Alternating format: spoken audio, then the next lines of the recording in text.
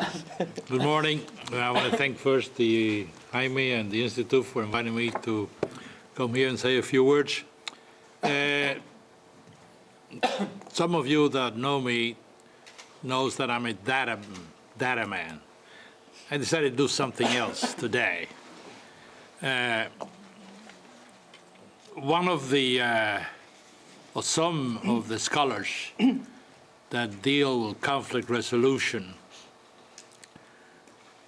give you the advice that you should put yourself in the other man's shoes. I'm going to try to give you an idea of what the debate that is going on today in economic policy in Cuba. It's a debate going on for the first time in a long time. It's a real debate. The difficulty with that is that there's not only one pair of shoes. There's several pair of shoes flying around in Cuba at this time. I think in three broad categories, I would do it. First, use the terminology that they themselves use in Cuba. One faction is the statists or the Stalinists. They usually actually use the Stalinists, which is the one that is really enforced today in Cuba at the present time. The second one actually is called, they call in the debate, the economicista faction. That the economicista faction, I guess you can classify it as the market socialism. That's one way to look at it. And the third faction, of course, the two first factions don't speak too much about democracy or human rights. There are few exceptions because there's some people who cross over those two lines. The third faction actually is a very interesting faction. It's the one that talks about democracy. But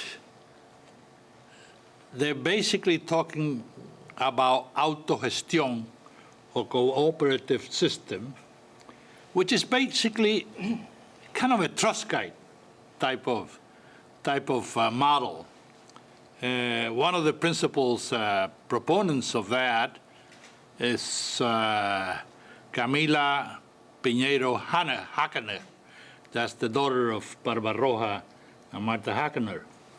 The other ones, you can read all this in Calzon, the red also, as some of the exponents of this talking about this. The first, then if we have time, I'll talk a little bit about the new foreign investment law, which, by the way, I read last night, and it must be a nightmare for any lawyer that tried to invest in Cuba. I don't think it's any lawyer from one of the big corporations read it will recommend their bosses to invest in Cuba at this moment. And the second one, I tried to give you some idea of what has happened at the exchange rate movement. Well, the first one actually is what Raul Castro is trying to do. And basically, they don't have much to do with the private sector. Actually, what they would like to do is to do the least at this moment with the private sector, except with foreign investments. Foreign investments is a separate part.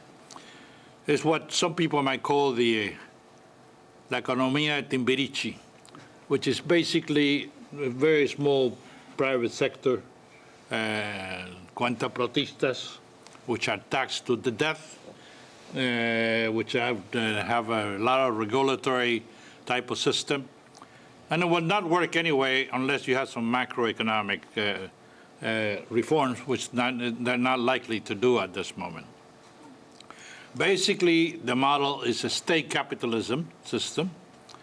You can read it in the speeches of Raul Castro of what the main line is, which is discipline, anti-corruption,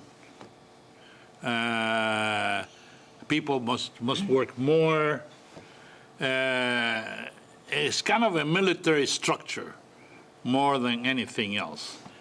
Now, some people think, and as a matter of fact, some of the people from the economicista faction that support perhaps that type of model, they think that it will evolve into some sort of a market socialism system.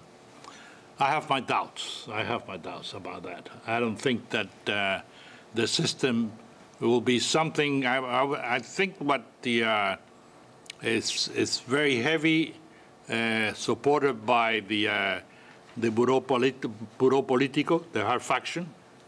The military, I don't know. I think that the military, my suspicion is that the real military are behind the government, and the entrepreneurs military, the generals, I guess some of them will support this, some of them will support the other model, because the other model is likely to, they could become private sector entrepreneurs in the second model. It's not much you can say about the model. It's kind of a Gorbachev type of thing, trying, like Mario was saying, trying to save socialism. They say is in the speeches, that's what they say. Now, the second model basically is a model which is market socialism, if you want to call it that way. And is, who are the supporters? Basically are the academics. If you read debates, most of the academics, you read Juan Triana, you read Pavel Vidal, what they would like to have is an economic program or an economic policy, which is very close to, I would say, a Cuban version of the Vietnamese and Chinese model, more or less. They're very vocal at this time. They're writing a lot inside Cuba and outside Cuba. I don't know how much influence they have on the present government.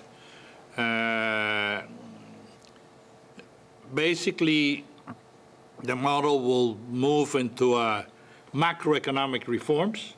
Macroeconomic reforms in the terms of let the price system work, let the market system work, let the private sector flourish, let the private sector flourish. They don't talk about democracy at all or human rights, except there are 2 or 3 people on this model, which basically they're outside Cuba and they come in once in a while to Cuba, but then they leave Cuba and so forth, which talk about human rights, and they talk about that this model will work only if there is democratic reform in Cuba. This is something that I suppose suggests that it's something to look at in the future. I don't think they have much influence at this moment with the present government. They talk about foreign private investment.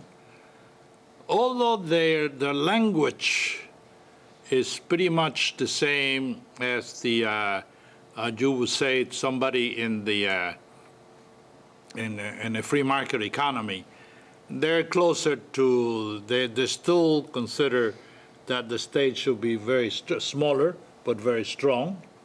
They still they don't talk about all, like I said before, about democracy or human rights, except 2 or 3. I think Pedro Monreal is the one who recently wrote, actually, in Espacio Laical, a very strong piece that towards the end, after enumerating all the necessary macroeconomic reforms, they would, he said that the model, of course, it has to do with politics, and this will not work unless you have, you respect human rights and you have a democratic system. I guess he will go back to Jamaica for a while after writing that article. This is a model that probably the international financial institution will support, like the World Bank or the IMF or the Inter-American Development Bank. The third model is a very curious model. Basically, they're very, very critical of the present government. They're very critical of the present government. They call it status, they call it Stalinist, they call it all the names you want to call it, the state capitalism. But the proposal is basically that Cuba should be formed, the whole economy should be around cooperative. Cooperative in the agricultural sector, cooperatives in the consumer sector, cooperatives in the industrial sector.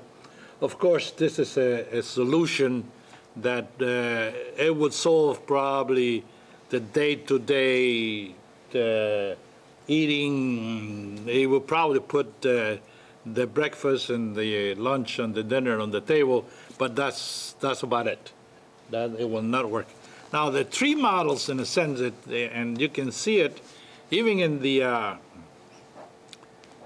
second model, or the second program, they still have not learned the lesson that today's world is basically a very interconnected world, that basically, even though they talk about the different eslabones, de la productividad and things like that, they really do not understand how the modern economics, international economics works.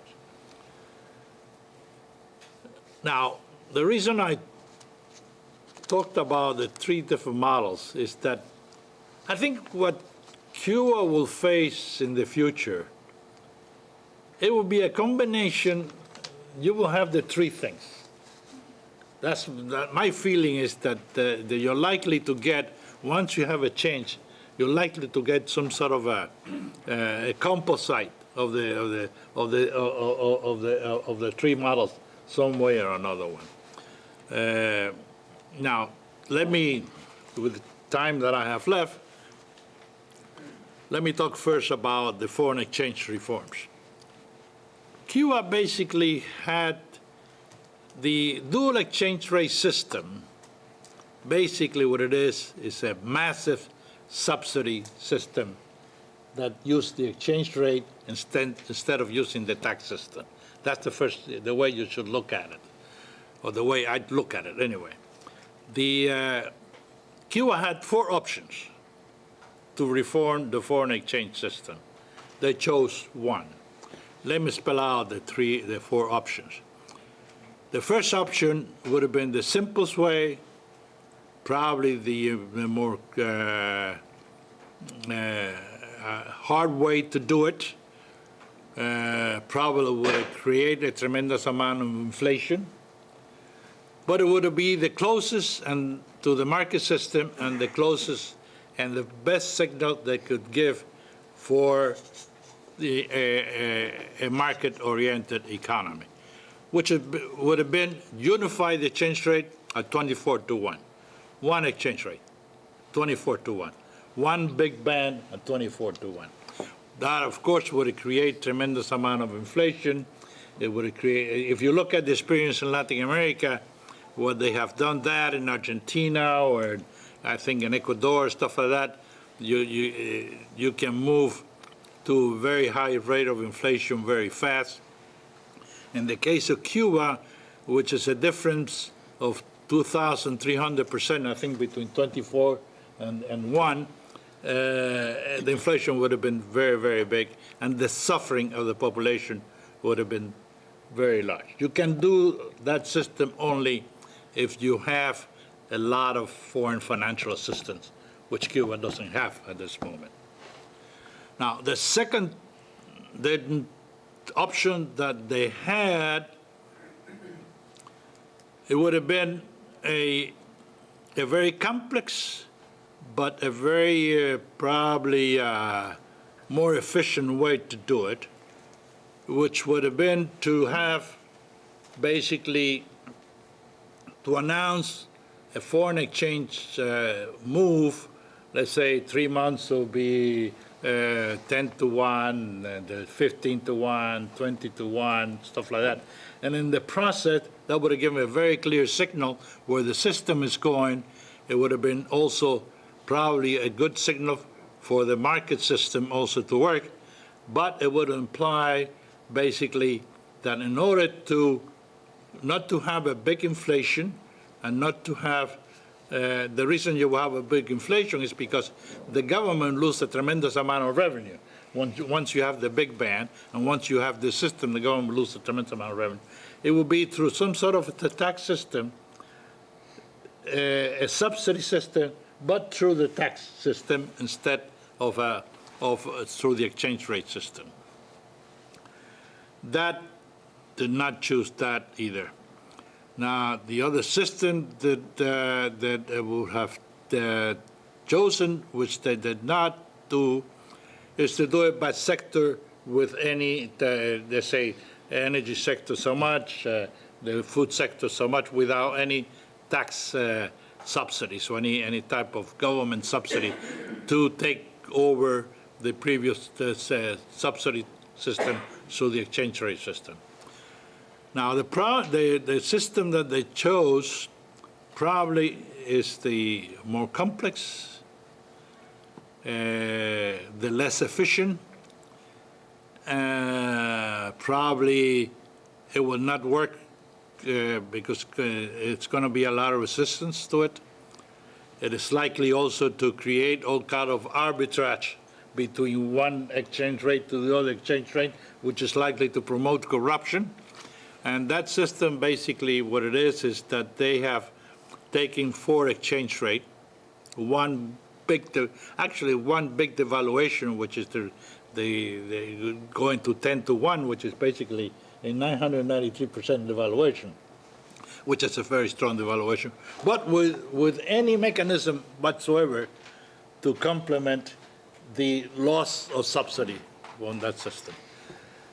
That system is likely to create a lot of resistance over the long run by even the workers, because they will feel they're being cheated. And it's likely, like I said before, to promote corruption by using the arbitrage system. I don't know. I know there will be arbitrage, but which I don't know how, because to a certain extent, since you cannot exchange a cadeca more than small amounts, the corruption system will be through the import system and the export system of the enterprises. That's the way they will do the corruption. Some of the generals are likely to become increase their income through that way. For instance, you import something from, let's say, Spain, and you tell your importer instead of send me an invoice of 20 with the real cost, send me an invoice for 25 and keep the other 5 in Spain someplace. And in the same way with the export system, they will work that way. Now, the foreign investment law. As Mario was talking, I think one of the worst aspects of the foreign investment law is usually when a country promulgates a foreign investment law, usually the people from abroad ask for equal treatment with the nationals. In the case of Cuba, it's really, the nationals are really in bad shape. Give you an example.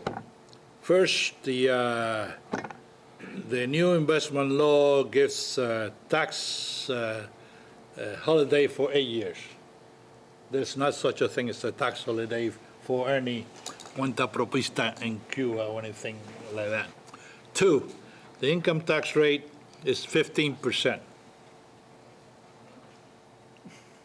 Okay, 15%. And and so on, so on. I'm going over my time. So basically what it is a very discriminatory system toward the national, a very, very favorable system towards to the foreign investors. I guess the idea is to use the Puerto Mariel and try to bring foreign investors to do kind of, assembly lines and more things like that. But it's a black box. We still don't know what it is. So let's stop right here. Thank you. Thank you, Carlos. And I hope we can come back to the foreign investment law in the Q&A section, because there are a lot of things in that. And one of them, and I think there was an article under Juan Tamayo's byline today in the Miami Herald, pointing out that it violates any number of international labor organization laws. So I hope we can get back to that topic in the Q&A section. Frank? Thank you very much.